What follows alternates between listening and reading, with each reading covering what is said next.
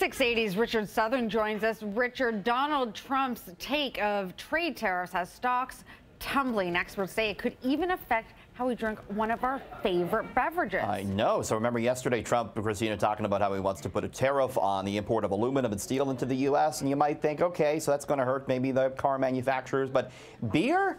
Yes, it could make the price of suds more expensive. I hate to break this to you, especially on a Friday. The beer industry, though, says the fallout from the tariffs could result in higher prices, result in layoffs, and result maybe even in beer coming in plastic bags like how we drink milk.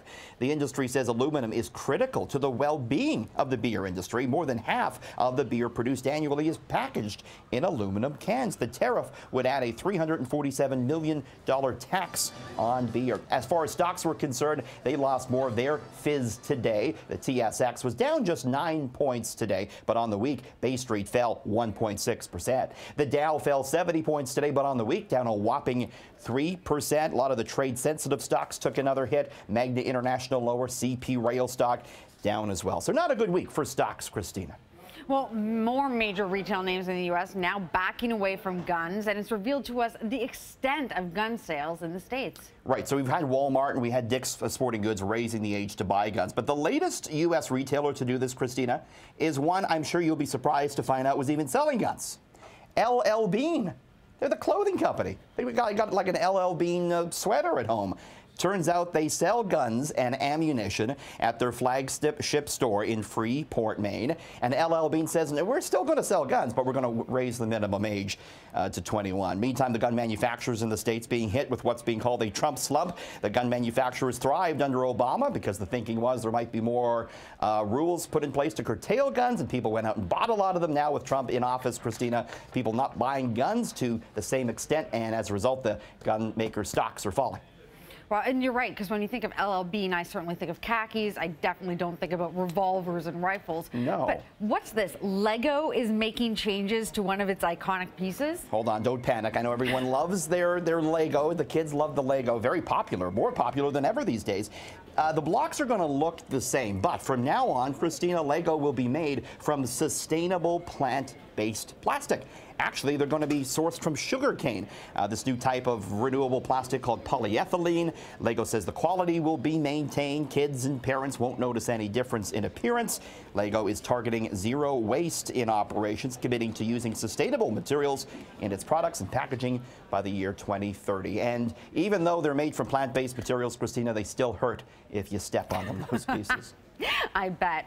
Now, you may want to rethink that March break trip to Florida. The Canadian dollar is tanking. Yeah, it sure is. The loonie today down to around 77.5 cents U.S. Takes $1.29 Canadian to buy $1 US.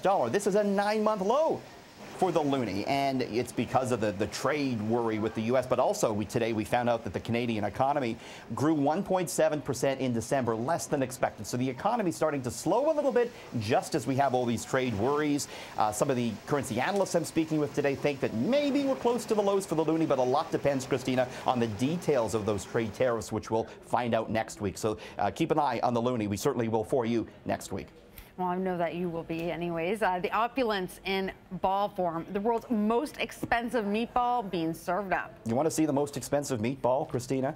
There it is, and it looks fancy-dancy, doesn't it? This is at Davio's Northern Italian Steakhouse in New York City. $100 for this meatball. What's so special about it, you ask? It's made of Wagyu beef and truffles with a molten center of foie gras, truffle cheese, and it's topped with a champagne sauce and served with a vintage wine. It's only available on March 9th, which is National Meatball Day. You're going to blow your entire meatball budget on that one dish, you know? Well, that or on gas, at least, because the price of gas on the move again tonight. But a little bit of good news, it's going down. Not by much, but we're going to go down a penny tonight. We'll take that. $1.22.9 will be the average after midnight.